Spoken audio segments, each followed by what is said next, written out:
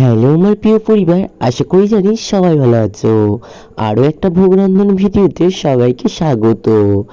আজ হচ্ছে মিষ্টি মায়ের বাৎসরিক পুজো। কারণ আজকে আমি নতুন রূপে মিষ্টি মাকে প্রতিষ্ঠিত করব। তাই আমি একটুখানি মায়ের জন্য ভোগ রন্ধন করছি। ভোগে ছিল, কারণ আজকে বৃষ্টি হচ্ছিল, তাই ভাবলাম মায়ের ভোগে খিচুড়ি আর বেগুন সুন্দরী আর হচ্ছে গিয়ে নাড়ু লুচি করি। তো এদিকে দেখতেই পাচ্ছি কিন্তু আমি মায়ের ভোগ রন্ধন করছি। আর আমি আজকে তোমাদেরকে এই ভোগ রন্ধন করতে করতে একটা গল্প বলি, যেটা আমার সাথে ঘটেছিল কিছুদিন আগে। আর আমার হচ্ছে গিয়ে শরীরটাও খুব খারাপ ছিল বলে এতদিন মাকে প্রতিষ্ঠিত করা হয়নি। প্রতিষ্ঠিতর কথা হয়েছিল 11ই জানুয়ারি, কিন্তু সেদিনকে আমার খুব শরীর খারাপ ছিল। আর সেদিনকে আমার শরীরটাও ভালো ছিল না। আর অনেক কিছু ঘটে গিয়েছিল আমার জীবনে। ওর জন্য বৈশাখী অমাবস্যায় কিন্তু মাকে প্রতিষ্ঠিত করলাম। আর এদিকে কিন্তু আমি মায়ের ভোগে বেগুন সুন্দরীটাও বানাতে শুরু করে দিলাম তোমার সাথে গল্প করতে করতে। এরপরে কিন্তু কি হয়েছিল, কিভাবে আমার এই পুজোটা করেছিলাম, সেটাই আজকে এই ভিডিওতে বলবো। সালটা ছিল 2023। আমি হচ্ছে গিয়ে একবার স্বপ্ন দেখেছিলাম, দেখি কি আমি ঠাকুর বানাচ্ছি, দেখি ওখানে একটা মা কালী বানাচ্ছি, মিষ্টি মাকে বানাচ্ছি। পরের দিন সকালে উঠে আমি ভাবলাম আমি কি নিজের হাতে বানাতে পারবো মিষ্টি মাকে। তো সবটা ঠাকুর চাইলে অবশ্যই হয়।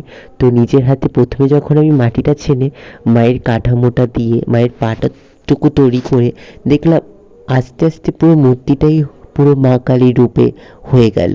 আমি তো ভাবতেই পারিনি যে মায়ের মূর্তি অত সুন্দর বানাতে পারবো। তারপরে কিন্তু ভাবলাম এবার মায়ের যে পুজো করতে হবে। তারপরই আমি ফুল মালা সব কিছু কিনেছিলাম।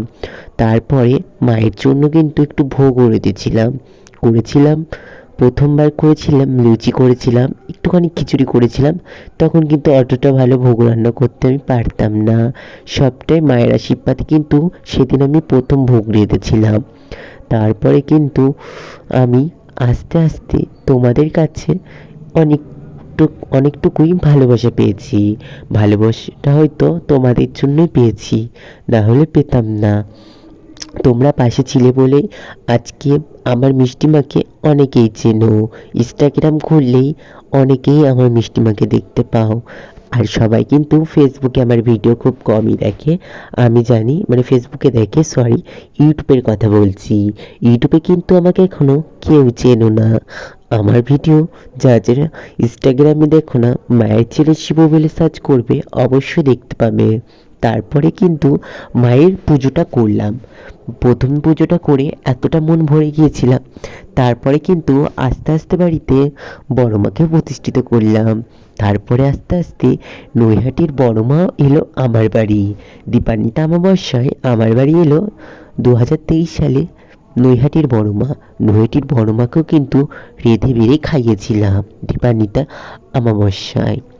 তো বন্ধুরা, আমার তো প্রায় ভোগ রন্ধনটা কমপ্লিট হয়ে গেছে।